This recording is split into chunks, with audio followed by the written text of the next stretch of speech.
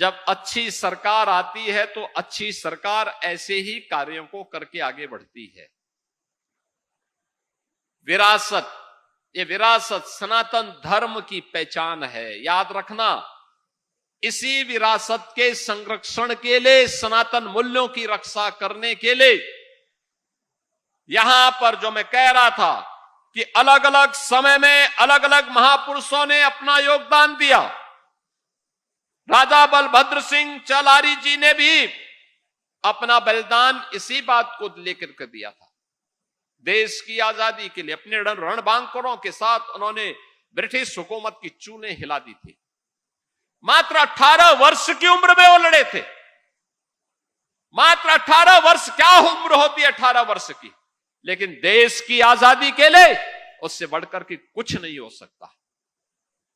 और यही तो काम किया था राजा बलभद्र सिंह ने, यही काम किया था कवि लाखन पासी जी ने, यही काम तो किया था देश की इसी गुलामी से मुक्त करने के लिए, देश की स्वाधीनता को बनाए रखने के लिए महाराजा बिजली पासी ने।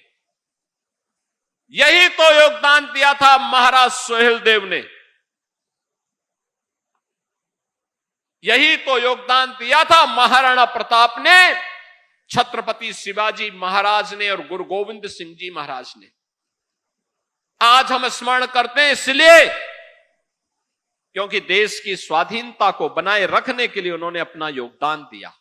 और ये मेरी सरकार का सौभाग्य है, हमारी सरकार ने महाराज सोहेलदेव का भव्य स्मारक बहराइच में उसी स्थान पर बनाया है जहां पर महाराजा सोहेलदेव ने एक विदेशी आक्रांता सालार मसूद को मारा था।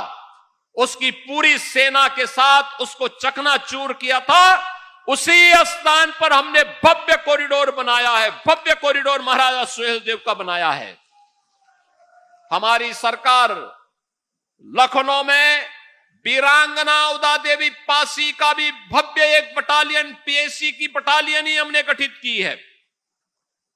हमने वीरांगना छलकारी बाई कोरी के नाम पर गोरखपुर में पीएसी की एक बटालियन का गठन किया है। और ऐसे ही बदायूं में अवंती बाई लोधी के नाम पर, वीरांगना अवंती बाई लोधी के नाम पर एक पीएसी की महिला बटालियन का गठन हम लोगों ने वहां पर भी किया है। महारानी दुर्गावती के नाम पर बांदा में हम लोगों ने मेडिकल कॉलेज का निर्माण किया है। औरैया में लोकमाता अहिल्याबाई होलकर के नाम पर एक गवर्नमेंट मेडिकल कॉलेज का निर्माण किया है।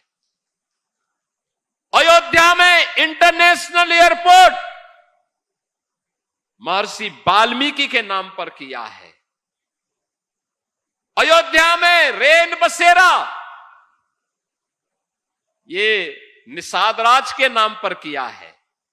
यानी हर महापुरुष को, जिस भी महापुरुष ने देश के लिए योगदान किया है, सनातन के लिए अपना समर्पण किया है, हमारा दायित्व बनता है उनको सम्मान दें, उनके गौरव को, उनकी महिमा को वर्तमान पीढ़ी को अवगत कराएं और उन्हें इस बारे में अवगत कराएं कि सनातन की सुदृढ़ नींव पर ही हमारा उज्जवल भविष्य निर्भर करेगा। हमारा भविष्य इस पर निर्भर करेगा। सनातन सुरक्षित है, हम सब सुरक्षित हैं। और अगर सनातन के ऊपर कोई खतरा आएगा तो बहनों और भाइयों, ये खतरा कोई बच नहीं पाएगा।